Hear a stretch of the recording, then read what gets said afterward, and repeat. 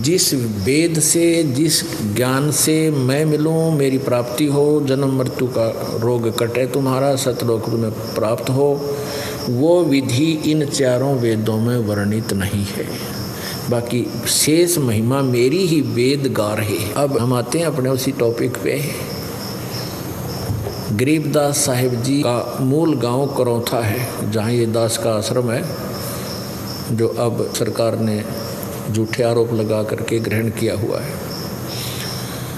उस करौथा गांव के रहने वाले थे गरीबदास जी के पूर्वज, यानी गरीबदास जी के नानके हैं छुडानी में। और गरीबदास जी के कोई मामा जी नहीं थे, यानी उनकी माता जी का भाई नहीं था।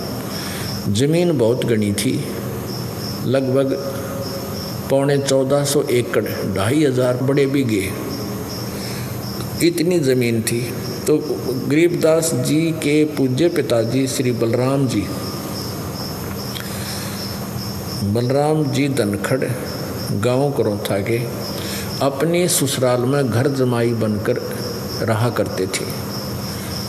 विशेष आग्रह करने पर वो वहाँ गए थे छुडानी में, नहीं तो पहले शर्म मान्या करते, बहुत ही लज्जा वाले यानी इज्जतदार व्यक्ति होते थे, वो शर्म मान्या करते ससुराल में रहने के। लेकिन विशेष आग्रह से वहाँ रहने लग गए थे। और वहाँ भी जाने के 12 वर्ष के बाद गरीबदास जी का जन्म हुआ था। जब 10 वर्ष के गरीबदास साहिब जी थे, अपने ही नाना जी की गौवें चरा रहे थे, यानी अपनी ही गौओं को चरा रहे थे। 100-150 गायें पहले रखा करते थे। ज़मीन ज़्यादा थी, वर्षा कम होती थी, खाने योग्य अन्न थोड़े स्थान पर होता था जो झील में होते थे, डहर होती थी, और ऊंचे थलियों पर, ऊंचे स्थानों पर वर्षा नहीं होती थी तो फसल नहीं बीजा करते, उनको चरागाह बना लिया करते थे। तो अपने ही चरागाहों में गांव कबलाना की सीमा के लगते हुए जो खेत थे, वहाँ गौवें चरा रहे थे। तो वहाँ परमात्मा सतलोक से चलकर गति करके आए थे। अपने विशेष भक्त, अपने वर्णीय भक्तों को, खास भक्तों को, श्रेष्ठ भक्तों में से अपने खास भक्त गरीबदास जी को, जब वो 10 वर्ष की आयु में थे, वहाँ मिले। विशेष प्रकरण आपने सुन लिया कि परमात्मा ने एक लीला की, कंवारी गाय के ऊपर थपकी मार दी, उसमें से वो एक पात्र भर गया दूध का, तो बंद होगी। थन सतन जो के तो लंबे रहे, क्योंकि वो दूध उस कुंवारी गाय के माध्यम से सतलोक से दूध आया और वो उन्होंने निकाला, पिया। तो गरीबदास जी ने कहा कि प्रभु मुझे बताओ, फिर आप बता रहे हो कि ब्रह्मा विष्णु महेश तो नासवान है, और आपने बता भी दिया, और इस दास ने आप जी को अभी देवी भागवत 3 स्कंद में वो सारा प्रमाण भी दिया कि ब्रह्मा विष्णु महेश स्वयं स्वीकार कर रहे हैं कि हमारा तो जन्म मृत्यु होता है, दुर्गा हमारी माता है, हम अविनाशी नहीं हैं। तो गरीबदास जी कहने लगे, भगवान वहाँ कोई सतलोक है तो वहाँ क्या क्या सुख है? तो क्या बताते हैं बेटा, वहाँ सदाबहार वृक्ष है, सदाबहार वहाँ पेड़ पौधे फलदार, काजू किस्मत सेब संतरे कभी समाप्त नहीं होते, और वहाँ कभी मृत्यु नहीं होती। और यहाँ तो पूरी पृथ्वी का भी राजा बन जा तो भी तेरी मृत्यु होगी, तेरा कुछ भी नहीं है, तुझे बहका रखा है, मूर्ख बना रखा है इस काल भगवान ज्योति निरंजन ब्रह्म ने, और तुम चलो वहाँ सतलोक में, तुम्हारी कभी मृत्यु नहीं होगी, सदा युवा बने रहोगे। वहाँ ऐसे ही सृष्टि है, तुम्हारी संतान होगी, तुम्हारे घर खाली पड़े हैं जिनको तुम छोड़ कर आए हो। मैं तुम्हें वो स्थान बताने आया हूँ और तुम्हें वो मार्ग विधि बताने आया हूँ जिससे तुम वापस अपने लोक में जा सकते हो।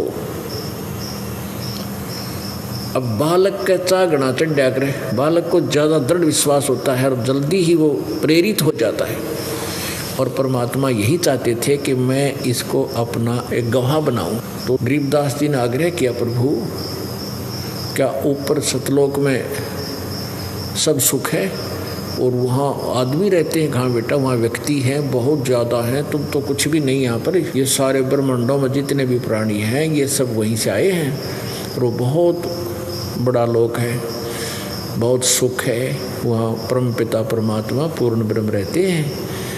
वो साकार हैं, मनोसदृश्य हैं, उनके शरीर में बहुत नूर है। तो गरीबदास जी कहने लगे, प्रभु मुझे दिखा दोगे आपका भगवान? परमात्मा बोले, खूब दिखा दूंगा भाई, कि मुझे भी ले चलो परमात्मा, वहाँ दिखा दो एक बार। वो तो आए इसी उद्देश्य के लिए थे। इस कलयुग में अब ये भक्ति युग प्रारंभ हो गया, इसमें आपको प्रमाण किया जा सके, गवाही हमें मिल सके कि उस संत ने भी भगवान मिले थे, और जो वेदों में लक्षण हैं वो उस परमात्मा कबीर जी में लक्षण हैं जो वेदों में वर्णित हैं। तो ये हम आसानी से भगवान पहचान लेंगे, परमात्मा पाना और भी घना आसान है।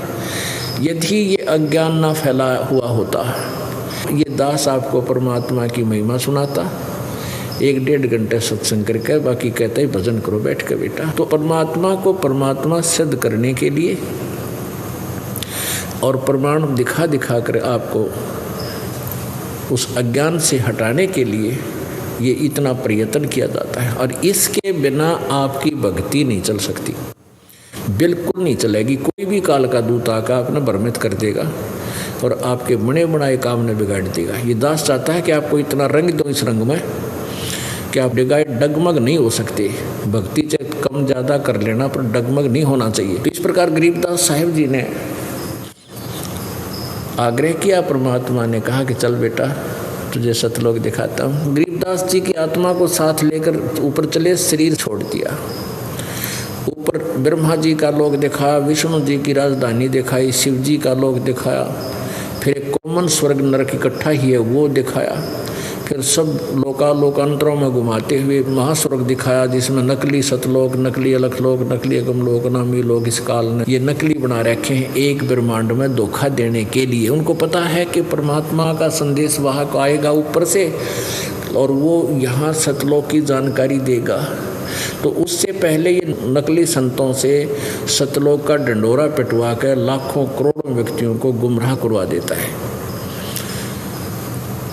और दुर्गा से नकली ये सतलोक अलखलोक ये सब बनवा देता है।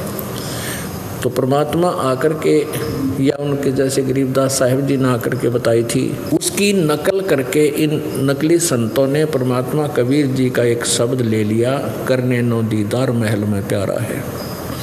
उसमें 32 कली है। उसके आधार से इन्होंने सतलोक तो सुन लिया और अगमलोक नामी लोक भी पढ़ लिया, लेकिन वहाँ जाने की विधि इनके पास है नहीं। तो उस ज्ञान का लाभ क्या हुआ?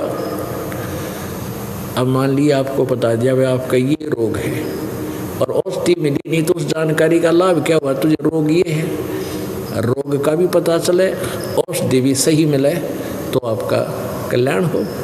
तो इन नकली संतों पंथों के पास 2-3 पंथ हैं, राधा स्वामी पंथ, धन धन को सतगुरु पंथ, ये जय गुरुदेव पंथ और ये ठाकुर सिंह वाला पंथ, ये सारे नकली पंथ हैं। इनमें नकली 5 नाम दिए जाते हैं, ये 5 नाम काल के धन धन सतगुरु पंथ, इसमें 5 की बजाय 3 कर दिए, और तीनों पर्यायवाची शब्द हैं उस अविनाशी परमात्मा की महिमा के। अकाल मूर्त, शब्द स्वरूपी राम और सतपुरुष। अकाल मूर्त का अर्थ है जिस परमात्मा की मूर्ति यानी साकार शरीर का कभी नाश ना हो, कभी काल ना आवे। अकाल मूर्त मीन अविनाशी परमात्मा। और शब्द स्वरूपी राम, शब्द कभी नष्ट नहीं होता। शब्द इसलिए मालिक की अविनाशी परिभाषा को सिद्ध करता है। शब्द स्वरूपी यानी अविनाशी परमात्मा, राम कहो परमात्मा कहो। और फिर सतपुरुष, पुरुष माने परमात्मा, सत माने अविनाशी, अविनाशी परमात्मा। अब ये तो रटना होगी, जल पानी नीर, जल पानी नीर, जल पानी नीर करते रहो सारी उम्र, कभी भी ना मिला जल पानी नीर। जल कहो चाहे पानी कहो चाहे नीर कहो, वो मिले कैसे गा? ऐसी रटना से नहीं, उसकी विधि अलग है। जैसे हैंड पंप लाओ, पाइप लाओ, फिर बुक्की मारो और फिर वो बुक्की वहाँ तक पहुँचे, फिर हैंड पंप लगा के फिर वो जल पानी नीर निकालो। जल कहो चाहे पानी, वो तरीका और है। उस अमर पुरुष, सतपुरुष, उस अकाल मूर्त को पाने की विधि इस दास के पास है। इन 3 नामों का बार बार गुणगान करने से कुछ नहीं मिलेगा। ऐसे 5 नाम देते हैं राधा स्वामी वाले, जय गुरुदेव वाले, वो एक ही कुएं का पानी है ये सारा। वैसे धन धन सतगुरु पंथ, सच्चा सौदा शरशा वाला, जगमान वाली वाला, और ये ठाकुर सिंह का पंथ, और ये राधा स्वामी पंथ दिल्ली में है जो कृपाल सिंह जी वाला मिशन है। ये सारे एक कुएं का पानी के 5 नाम देते हैं, और वो 3 नाम बदल दिए, वो भी उसी ज्ञान पर आधारित है जो शिवदयाल जी का मूल ज्ञान है। और शिवदयाल जी ने कह का भी नहीं पता, अध्यात्म ज्ञान का कति कह का भी नहीं बेरा। शिवदयाल जी को राधा स्वामी पंथ के प्रवर्तक कहलाते हैं, आगरा वाले। अपने आत्मा ये दास इसलिए बुरा लग गया है कि मैं सच्ची कहता हूँ, और सच्ची कहना स्वीकार्य होता नहीं, पर हो जाएगा उसका बेड़ा पार है। अब जिसने यह सच्चाई सहन होगी और अपने सदग्रंथ दोबारा देख लेंगे तो उनका कल्याण हो जाएगा। अब जैसे नकली डॉक्टर होता है ना, वो नकली काम कराया करे। जैसे एक भगत के मारे चोट लग गई थी, काफ़ी साल पहले की बात है, एक बूढ़ा सा रहा करता, तो एक नकली डॉक्टर दौरा जाता, वो जाते बूढ़ा कहता है मर गया, वो बूढ़ा हाथ आदमी था जिसका चोट लगी, भाई मर गया, वो छेड़ता जब, तो क्या करता है, पट्टी तारी, वैसे ही दवाई डाली, पट्टी नो की नो बांध के भेज देते। 1 महीना हो गया, उसका कोई आराम नहीं। तो एक डॉक्टर आ गया कुदरती हमारे आश्रम को देखने के लिए। वो बोला बूढ़े क्या हो गया जी, इसके ऐसे पैर में दर्द, 1 महीना हो गया, चोट लग रही है, ठीक नहीं है। उसने देखा रहे बांस उठ रही है, पट्टी ठीक नहीं कर रखी। उसने उसी समय सारी दवाई घर से जाके लाया और एकदम पट्टी पाड़ के, क्योंकि दर्द हुआ था, वो उपाड़न नहीं दिया था, वो ऊपर दवाई लाकर चेप दे था। और 2 दिन ना दिखाते टांग कट्टा इस बुढ़े की। तो उसने क्या करा, एकदम वो पाड़ी, बुढ़ा चिल्लाया तो जरूर एक बार रोया, और फिर उसका सारा मवाद निकाल के धो कर उसको सब पट्टी कर दी। तीसरे दिन उसका घाव भरने लग गया, 1 हफ्ते में कति स्वस्थ हो गया। अब एक बार दर्द जरूर हुआ उस पट्टी के पाड़नते, लेकिन उसकी टांग बच गई। ऐसे पुण्यात्माओं, ये दास आपकी ये पट्टी पाड़ रहा है जो इन्होंने नकली दवाई ला के और तुम्हें मीठी गोली दे के जख्म बना दिए, तुम्हारे जीवन को नष्ट कर दिया इन नकली संतों ने। तो यह पट्टी एक बार पाटने का दर्द होगा, फिर देखना रोज जख्म भरेंगे आपके, और आप गुण गाया करोगे को हो ना तो मर गए थे कति, ये ज्ञान ना सुनते तो पुण्यात्माओं, ये नकली संत पंथ जो हैं ये सतलोक की महिमा गाते हैं। इन कह का बेरा नहीं सतलोक हो से कि ये सतनाम क्या है, सतपुरुष क्या है, सार शब्द क्या है। अब एक ही समझदार को एक संकेत बहुत होता है, और किसी ने सामान खरीदना है तो एक बोरी में एक परखी मार के, परखी होती है एक लोहे की, आगे से पैनी सी, बीच में थोड़ी सी पाइप मुड़ी हुई, उसको बोरी में घुसो देता है सौदा करने वाला सौदागर। तो उसमें कुछ कणक निकल आती है बाहर, उस कणक को देख लेता है, तो उस बोरी में वो सामान है। 2-3 जगह मार लेगनी करता है तो उसको पता लग जाता है इसमें ऐसी कणक है, तो उसी रेट का वो कर लेता है उसे सौदा। तो आपको राधा स्वामी वालों की एक परखी ला के दिखा देता हूँ, फिर आपने पता लग जाए इनके पास के माल है। दास का प्रयत्न यही रहता है कि प्रत्येक बार प्रत्येक पॉइंट पर कोई प्रमाण दूं आपको। दास की वैसी मौखिक कथा तो कुनीन है, और इस कुनीन को वही खा सकता है जिसने रोग कटवाना है। जो समझदार होते हैं वो तो खाएंगे, उनको तो आवश्यकता ही नहीं किसी वस्तु की, लेकिन इतना उनको भी आवश्यकता होगी कि सचमुच हम जो टेबलेट खा रहे हैं वो कुनीन नहीं है, वो ज्ञान नहीं है हमारे वैद्य को जिससे हम दवाई लिए हो। इतना प्रमाणित करने के लिए उनका ये डिफ्रेंशिएट करना पड़ता है। ये देखिएगा सारवचन वार्तिक, यहाँ देखो सारवचन राधा स्वामी वार्तिक, हजूर स्वामी जी महाराज, राधा स्वामी सत्संग व्यास। प्रकाशक हैं जगदीश चंद्र सेठी, सेक्रेटरी राधा स्वामी सत्संग व्यास, डेरा बाबा जयबल सिंह, पंजाब। ये कहाँ से छपी है?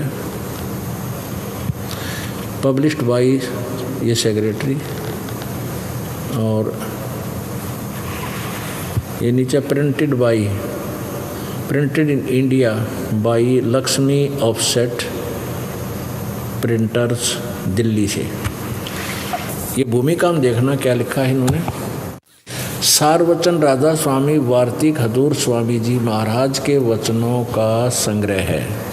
ये वचन सत्संगों तथा अन्य चर्चाओं के दौरान सत्संगियों ने नोट किए थे। स्वामी जी महाराज के परम धाम सिधारने के कुछ वर्ष बाद इनका संग्रह करके पुस्तक रूप में छपवाया गया। सन 1902 में बाबा जयमल सिंह जी महाराज ने सारवचन राधा स्वामी वार्तिक को पहली बार गुरमुखी लिपि में छपवाया। प्रस्तुत पुस्तक, यह जो वर्तमान पुस्तक है, प्रथम गुरमुखी संस्करण के अनुसार है और अब इसका हिंदी संस्करण प्रकाशित किया जा रहा है। आगे देखिए। स्वामी जी महाराज का शुभ नाम सेठ शिवदयाल सिंह जी था। आपने 25 अगस्त सन 1818 में आगरा शहर में जन्म लिया।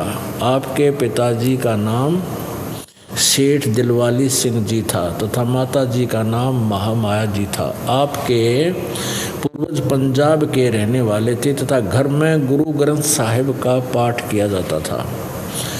आपके माता पिता हाथरस के प्रसिद्ध संत तुलसी साहिब के भगत थे। स्वामी जी ने भी, यानी शिवदयाल जी राधा स्वामी पंथ के प्रवर्तक ने भी, स्वामी जी महाराज ने भी तुलसी साहिब की काफ़ी संगति की थी। बचपन से ही स्वामी जी महाराज का रुझान अध्यात्म की ओर था। आपने एक कमरे में बैठकर 17 वर्ष सुरत शब्द योग का अभ्यास किया, यानी हठ योग किया इसने। और सन 1861 में बसंत पंचमी के दिन खुले तौर पर आम सत्संग और सुरत शब्द योग का उपदेश शुरू किया।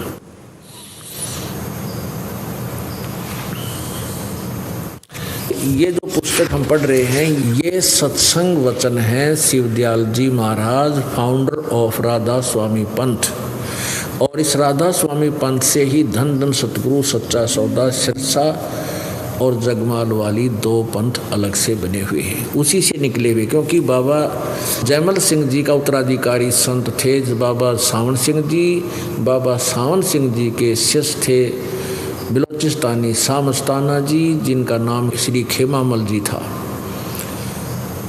और उन्होंने सिरसा में आकर के अपना अलग से ये स्थान बनाकर वहाँ प्रचार शुरू कर दिया। और आप ही ये नामदान करने लगे। आगे आके वो 5 नाम भी छोड़ दिए, 3 नाम देने लगे।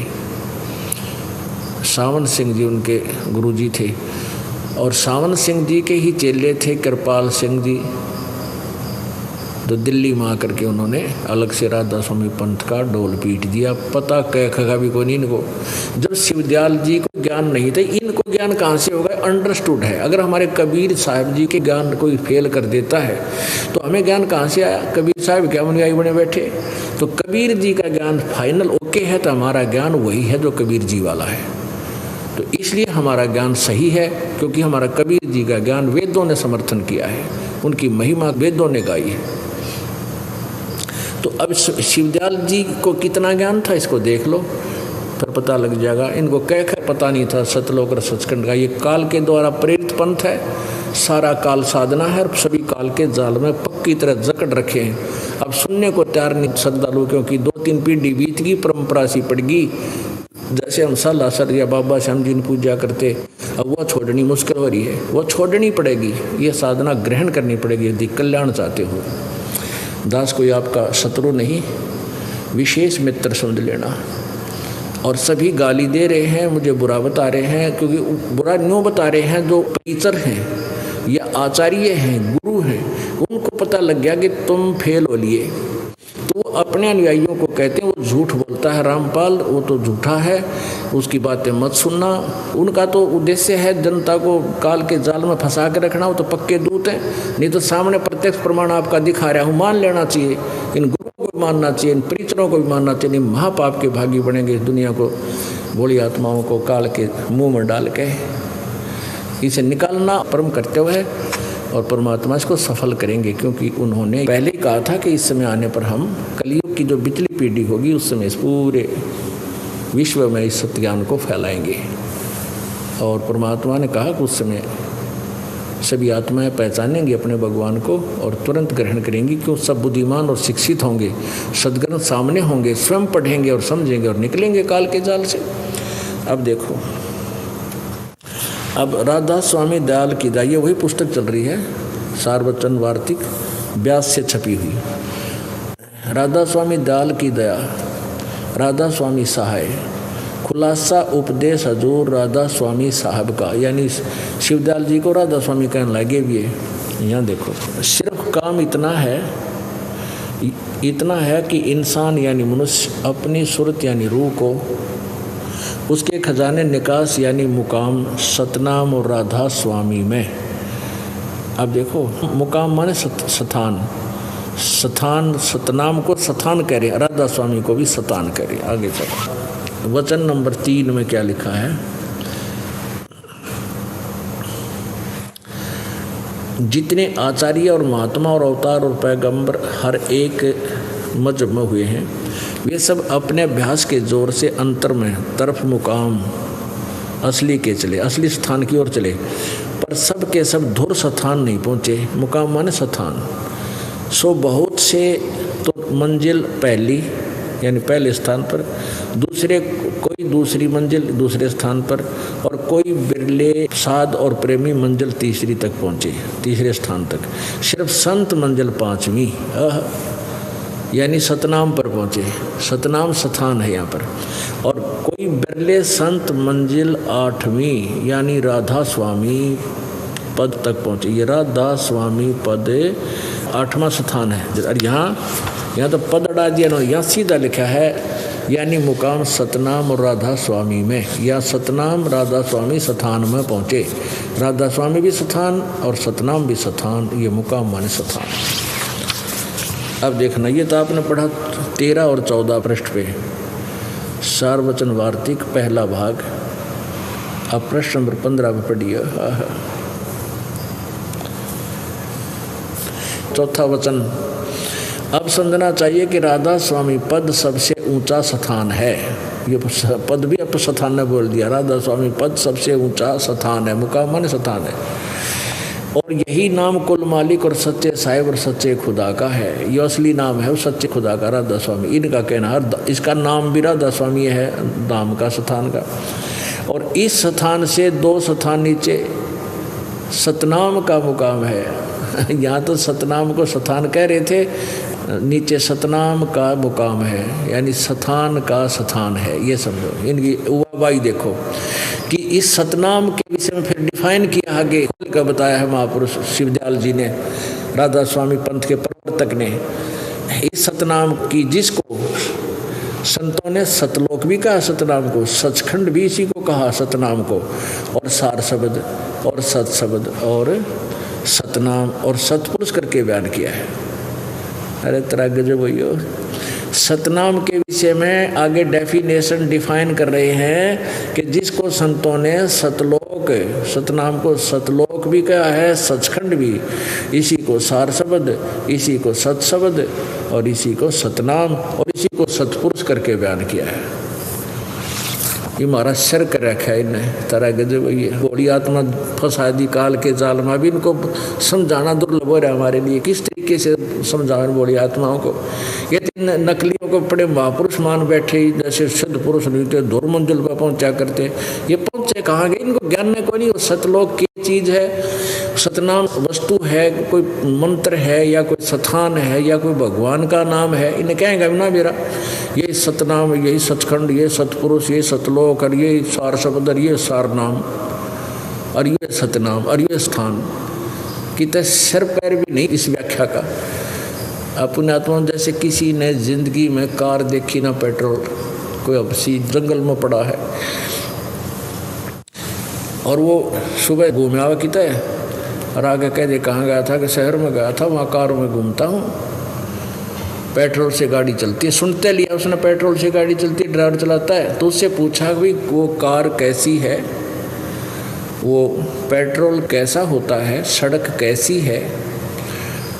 तो उसने ना तो कार का बेरा, वो क्या व्याख्या कर रहा है कि कार, पेट्रोल भी कार कोई कहते हैं, ड्राइवर भी कार कोई कहते हैं, और सड़क भी कार कोई कहते हैं, और शहर भी कार कोई कहते हैं। तो उसने जिंदगी में कभी कार देखी है, बैठना तो बहुत दूर की बात होगी। उसने जर्नल नॉलेज भी नहीं है उसके बारे में। बैठने वाला तो बहुत कुछ जानकारी देगा, उसके मोटे मोटे स्पेयर पार्ट्स भी बता देगा। तो इस राधा स्वामी पंथ के प्रवर्तक शिवदयाल जी महाराज का योग ज्ञान है जो कति एक अन्य का नहीं, कह का पता नहीं इसको अध्यात्म ज्ञान में। और ये करोड़ों व्यक्तियों को वो तो रख दो भाई, क्योंकि हम श्रद्धालु हैं, हमें भगवान की आवश्यकता है। और जिसने डॉक्टर का बोर्ड लगा रखा है वो बड़ा लंबा चौड़ा, और वहाँ तो मरीज दुखी जागा ही जाएगा।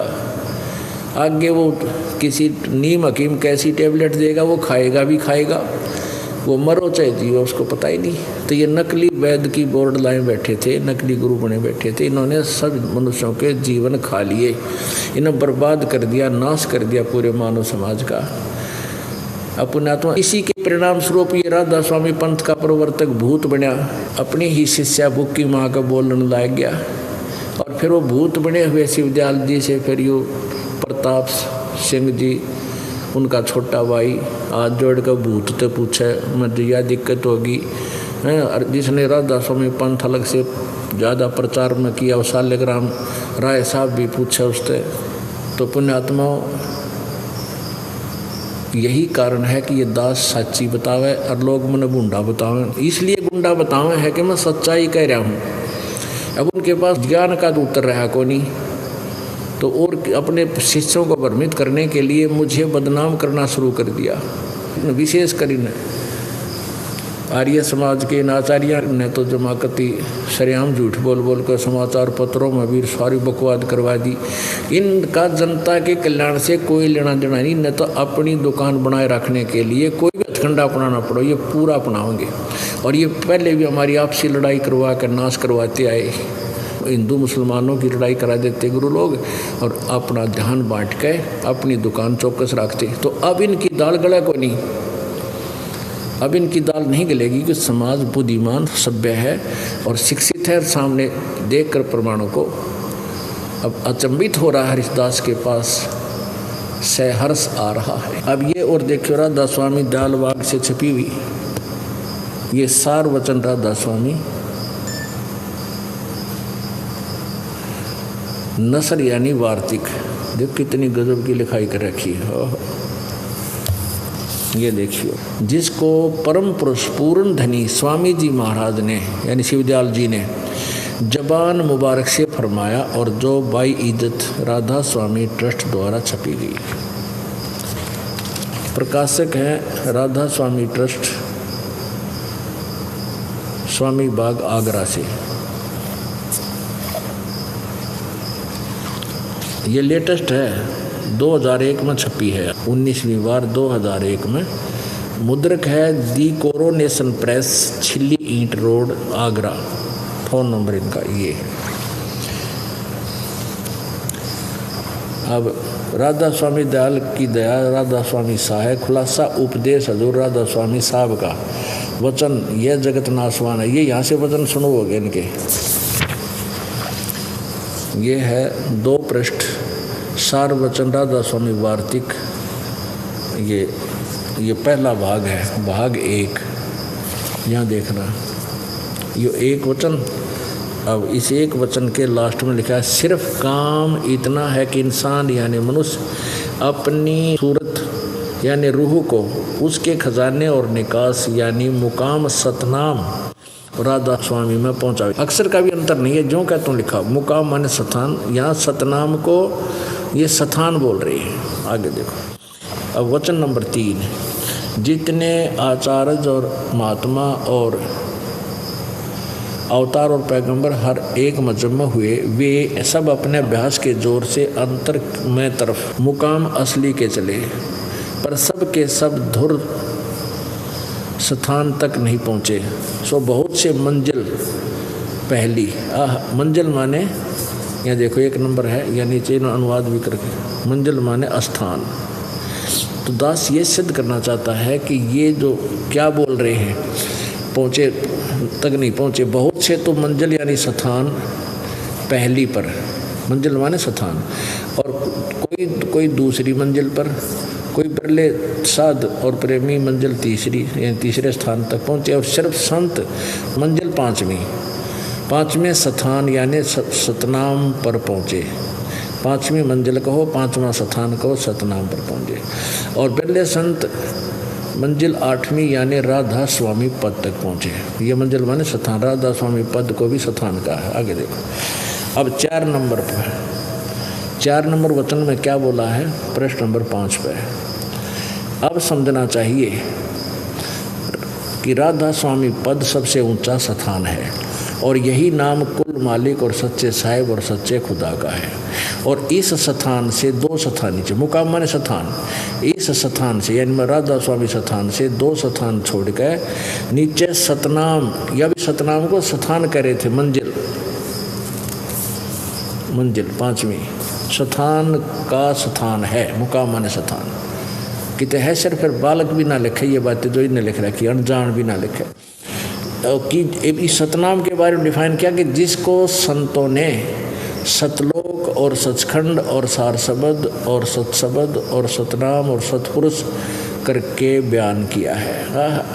इस सतनाम के ऊपर घाटा जोड़ा भी ना, सतनाम को डिफाइन करने लगे ये महापुरुष शिवदयाल जी कि जिसको संतों ने, सतनाम मुकाम है जिसको संतों ने सतलोक, सचखंड, सार शब्द और सतशब्द और सतनाम और सतपुरुष करके बयान किया है। अरे वाह, अपने आत्माओं जिनका ज्ञान ऐसा है तो उन्हें भगवान कैसा पाया होगा, वो तो भूता बनेगा ना। उनके पास भक्ति मंत्र 5 काल के, ये जो आथर्स वाले तुलसी जी थे उन्होंने घट रामायण लिखी हैं 2 भागों में। तो घट रामायण भाग नंबर 2 के प्रश्न नंबर 27 में लिखा है, ये 500 नाम काल के जानो। ये 500 नाम तक काल के हैं, एक आदि नाम और सतनाम इनसे भिन्न है, वो है मोक्षदायक।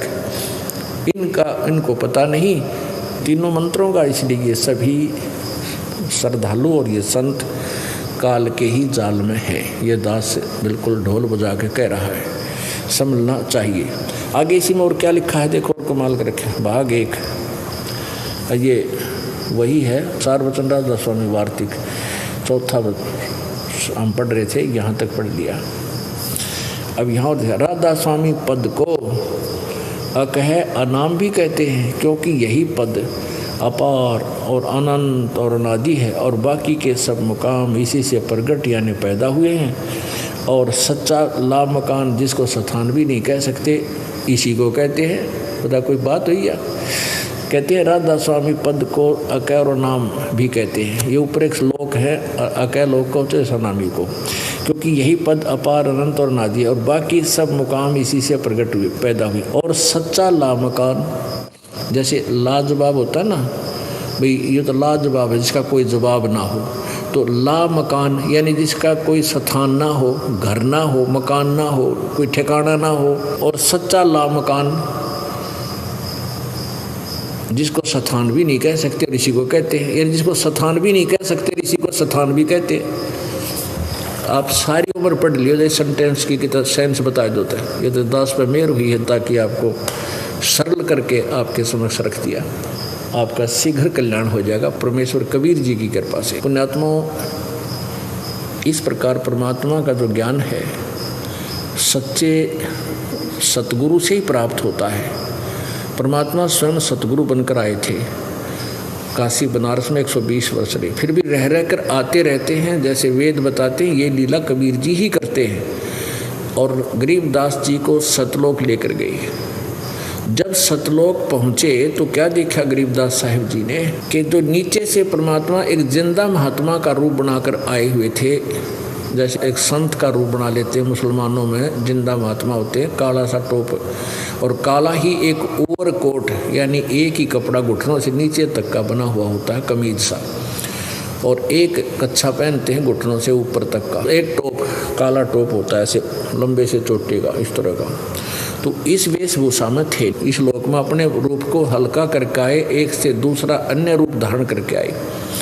तो गरीबदास जी जब ऊपर गए कबीर परमेश्वर के साथ साथ जिंदा वाले रूप में, तो क्या देखा कि वो सतलोक के लास्ट प्लेस पर यानी तीसरे स्थान पर अंतिम छोर पर एक बहुत बड़ा गुंबद है, बहुत बड़ा गुंबद बना हुआ। उसके अंदर परमात्मा एक बहुत बड़े सिंहासन पर विराजमान थे और उनका शरीर इतना तेजों में था, करोड़ सूर्य मिला दे, करोड़ चंद्रमा मिला दे, तो भी उनकी रोशनी एक रोमकूप के सामने फीकी हो।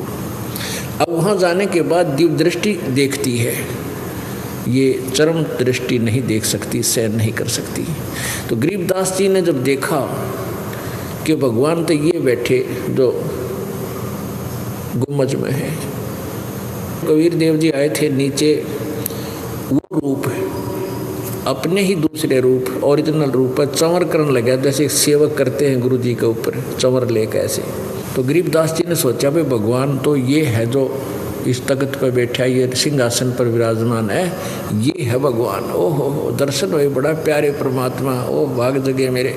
इतना सोच ही रहा था कि वो परमात्मा जो दिखाई दे रहे थे तेजों में शरीर वाले, वह खड़े हुए, और जिंदा वाले रूप में जो परमात्मा नीचे से गए थे वो बैठ गए तख्त के ऊपर सिंहासन पर। अनंत कोट ब्रह्मांडों के कंट्रोलर के सिंहासन के ऊपर वो परमात्मा विराजमान हो गए, और जो परमात्मा नजर आवा था वो चौवर करने लगे। कबीर जी उस जिंदा महात्मा के ऊपर सिंहासन पर बैठे हुए पर। तो गरीबदास जी ने सोचा भाई ये क्या चक्कर है, बाबा जी भगवान चौवर करे, बाबा जी इसके तख्त पर बैठ गया और भगवान उठ गया। तो उसी समय वो तेजों में शरीर जो था जिंदा वाले महात्मा के रूप में समा गया। अकेले वो कबीर देव जी जो नीचे तक गए थे जिंदा महात्मा के रूप में, एक साधु संत के रूप में, वो उस तख्त पर विराजमान हो गए और चंवर अपने आप घूमने लगा। वो समझ गए फिर गरीबदास जी कि ये तो परमात्मा जा रहे थे नीचे, मुझे ही ये ऐसे भ्रमित कर रहे थे, दो रूप बना के गए थे, यही भगवान थे जो मुझे मिले जाके। और परमेश्वर ने फिर सारी कहानी बताई। मैं 120 वर्ष बनारस में भी रह कर गया हूँ। ज्ञान योग खोल दिया गरीबदास जी का, और फिर कहा कि जा बच्चा अब तू वापस जा, नहीं तेरे शरीर को फूकने वाले हैं, ये अनमोल शरीर है, इसका लाभ उठा। तो गरीबदास जी ने कहा भगवान वहाँ से तो मैंने मरना है, वहाँ जाने पर मेरी मृत्यु होगी 2 दिन पीछे, 10 20 50 वर्ष के बाद हो जाएगी, ये प्रभु मुझे वापस ना भेजो, यही रख लो। परमात्मा बोले ऐसे नहीं रख सकते, आप जाओ इस नाम की कमाई करो, भक्ति के बल से आ सकोगे, और मैं तेरे साथ रहूँगा बेटा, चिंता मत कर। तो इतना कहते ही आत्मा को वापस भेज दिया। उसमें गरीबदास जी के स्थूल शरीर को फूकने की तैयारी कर रहे थे, चिता पर डाल रखा था, अग्नि लगाने ही वाले थे। इतने में उनका शरीर में कंपन हुई, ऊपर जो बांध रखे थे अर्थी का ऊपर का रस्सी अपने आप टूट की, और गरीबदास जी खड़े हो गए। उसके बाद परमात्मा की आंखों देखी महिमा की वाणी बोलने लगे। बोलो सतगुरुदेव की। ब्रह्म पिता परमात्मा पूर्ण ब्रह्म सर्व सृष्टि रचनहार कुल मालिक कबीर देव कबीर साहब जी की असीम कृपा से हम सभी शुभ समागम सत्संग के अंदर एकत्रित हुए। परमात्मा बताते हैं अपनी महिमा आप ही बताकर हमें अपनी लीला से परिचित कराते हैं।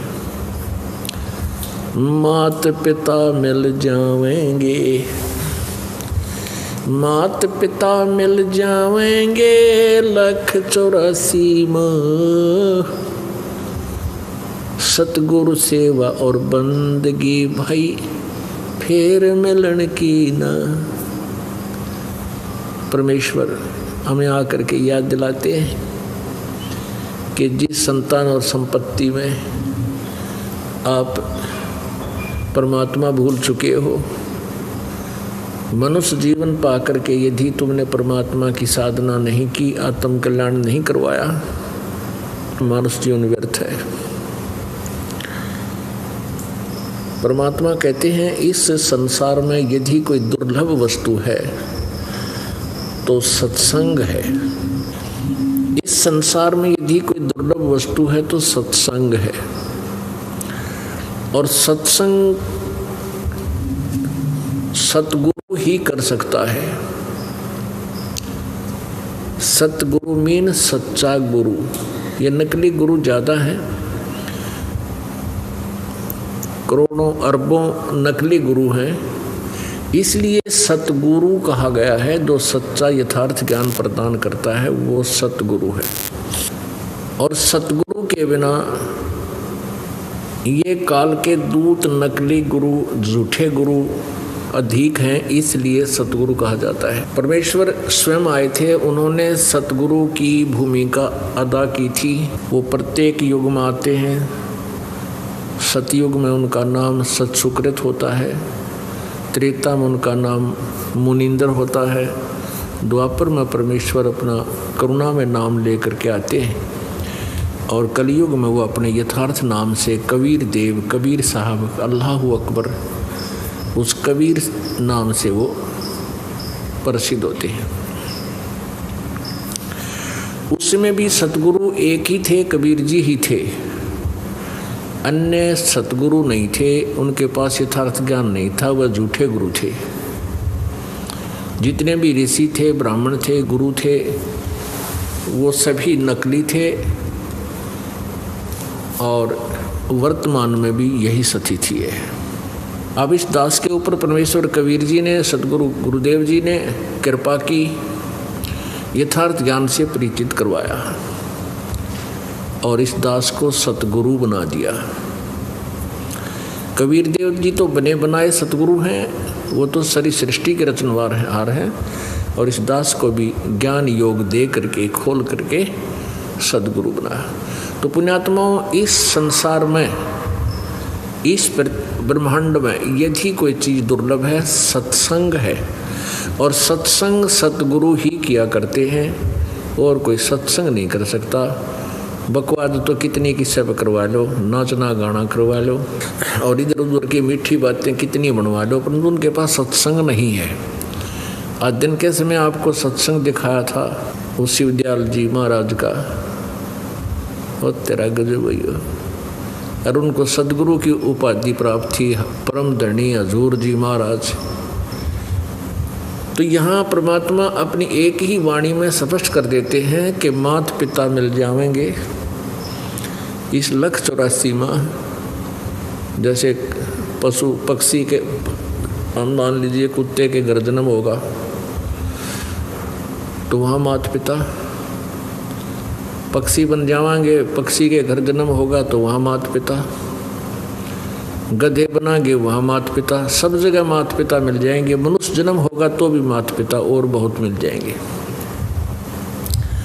लेकिन सतगुरु सेवा यानी सतगुरु सत्संग, ये मिलना बहुत मुश्किल है, और बंदगी ये फिर मिलन की ना, क्योंकि सतगुरु मिला नहीं तो मनुष्य जीवन ही नहीं मिलेगा। मनुष्य जीवन मिला तो फिर वो नकली गुरु बहुत घने पनप जाएंगे। तो यह कृपा मालिक ने आपके ऊपर की है। जो पुण्यात्मा इसमें रह रह कर पहुँच रहे हैं, ये विशेष कृपा पात्र हैं कबीर भगवान के, उस अल्लाहु अकबर के, उस कबीर देव परमात्मा की विशेष कृपा पात्र है। भक्ति मुक्ति के दाता सतगुरु, भटकत प्राणी फिरंदा, उस साहिब के हुक्म बिना नी तरवर पाथ हिलंदा। उस परमेश्वर की कृपा से ही ये सत्संग चल रहा है, नहीं तो काल को सत्संग एक आंख नहीं सुहाता। और वो चाहता है कि ये अज्ञान पूर्ण रूप से पूरी पृथ्वी पर जमा रहे, तेरा जाल सुरक्षित रहे। परमात्मा कबीर जी आते हैं या अपनी शक्ति दे करके, आप साथ रह करके अपने किसी दास के द्वारा अपनी महिमा, इस यथार्थ ज्ञान का प्रचार करवाते हैं। तो वो सत्संग अब यहाँ हो रहा है, इस बरवाला आश्रम, सतलोक आश्रम बरवाला। आपके ऊपर विशेष कृपा है, आप सत्संग में आ रहे हो। जैसे आज सुबह के सत्संग में बताया था कि जैसे पिताजी के पास कोई वस्तु रखी है, छोटा सा बेटा या बेटी, बालक आकर के उसको उठाकर खड़ा हो जाता है और पूछता है, पिताजी ये क्या है? पिताजी कहता है, पेन है बेटा, ये पेन है। पेन है, पेन है। बच्चा कहता है, पिताजी 100 बार कहता है पेन है, और वो स्वीकार भी नहीं करता कि ये पेन है, और अस्वीकार भी नहीं करता क्योंकि पिताजी बता रहा है। वो उसको वहीं रख कर चल पड़ता है और खेल कूद में लग जाता है। तो जिनकी अब ये जो आप बच्चे हो, अबोध बच्चे हो, आप सत्संग में आ रहे हो और दास जो ज्ञान दे रहा है परमात्मा के द्वारा दिया हुआ वो अनमोल ज्ञान आप तक उच्चारण करके पहुंचा रहा है, तो आपको ये बात तो यकीन होती जा रही है कि गुरुजी कुछ कह रहे हैं अच्छा ही है। लेकिन जब तक यह ऐ नहीं मिटेगी तब तक ये बालक कुछ भी गलती कर सकता है। जैसे वो बच्चे को पेन का पूरा ज्ञान नहीं तो उसको अन्य वस्तुओं का भी ज्ञान नहीं, तो वो जैसे कहीं कोई सर्प है उस सर्प को भी पकड़ देगा, वो उसको डस देगा, मृत्यु को प्राप्त हो जाएगा। और वो किसी बिजली के स्पार्किंग कर रहे तार को भी अच्छी वस्तु जानकर कैच कर लेगा, पकड़ेगा, वहाँ उसको भी डेंजर खतरा हो सकता है। तो ये ऐ जो है इस काल ने इतना आपको अज्ञानी बना दिया भक्ति मार्ग में, काल के दूता ने उल्टा ज्ञान भर दिया आपके अंदर। अब ये यथार्थ ज्ञान जब आपको सुनाया जाता है, आप पुण्य आत्मा है, उपदेश भी ले लिया है, और दास बार बार ये कहता है कि ये लोक पर आपका नहीं है, ये बच्चे संतान संपत्ति आपकी नहीं है, तो आप सुन भी रहे हो और आप अविश्वास भी नहीं कर रहे हो, क्योंकि परमात्मा की बताई हुई वाणी है। परमात्मा क्या बताते हैं, काया तेरी है नहीं, माया कहाँ से हो, चरण कमल में ध्यान रखो, इन दोनों को खो। जब तेरी काया ही नहीं है तो ये संतान और संपत्ति तेरी कैसे हो जाएगी? बोले आदमी, कुछ विचार कर। लेकिन इस बात को आप सुनते भी हैं और बार बार सुनते हो, लेकिन वह ऐ ना मिट्टी है, वह ऐ नहीं मिट्टी है आपकी, सुनते भी हो और असत भी नहीं मान रहे हो। तो उस ऐ को मिटाने के लिए आपको रह रहकर सत्संग में बुलाया जाता है, और जब तक आपकी ऐ नहीं मिटेगी आप कभी भी मार खा सकते हो। उसके लिए परमात्मा हमें रह रह कर बताते हैं। उसके लिए हमने परमेश्वर की उस अमृत वाणी को आधार बनाना पड़ेगा कि संसार आपका मूल ठिकाना नहीं है। परमात्मा हमें क्या बताते हैं, जैसे मोती ओस का ऐसी तेरी आवे, गरीब दास कर बंदगी बहुर न ऐसा दावे, आगे गए ना बावड़े रहते भी सब जान, बिन परमेश्वर की बंदगी कहीं ठोड़ ठिकाना ना। हमारे जो पहले पूर्वज थे वो चले गए, उन्होंने आकर के हमें कुछ नहीं बता पाए कि हम वहाँ दुखी हैं या सुखी हैं, कहाँ गए, और शेष हैं ये भी चले जाएंगे। अब परमात्मा ने आकर बताया है कि बिन परमेश्वर की बंदगी की ठौर ठिकाना ना। जैसे आज आपके पास पूरी संपत्ति है, अच्छे संतान है, खूब बढ़िया सर्विस है, या कोई बिजनेस व्यवसाय है आपका, या कोई भी धंधा आप ठीक कर रहे हो, और पुण्यात्माओं एक सेकंड में मृत्यु हो जा, आपके कैसे हुए? ये आपके तो थे ही नहीं, आपका तो भूल लाग गई थी कि मेरे हैं, मेरे होते तो रहते यहाँ पर, हम जा ही नहीं सकते, नहीं जाते, कैसे छोड़ जाते अपनों को? तो काल ने हमें या भूल भुलैया में उलझा रखा है। इस भूल भुलैया को समझाने के लिए परमात्मा रह रह कर हमें ज्ञान देते हैं, और क्या याद दिलाते हैं, मन तो सुख के सागर बस रे भाई, और ना ऐसा यस रे। परमात्मा कहते हैं तीन लोक का राज जय कोई जीव को देवे, तीन लोक का राज जय कोई जीव को दे, और लाख बधाई के करज नहीं नाम तेने।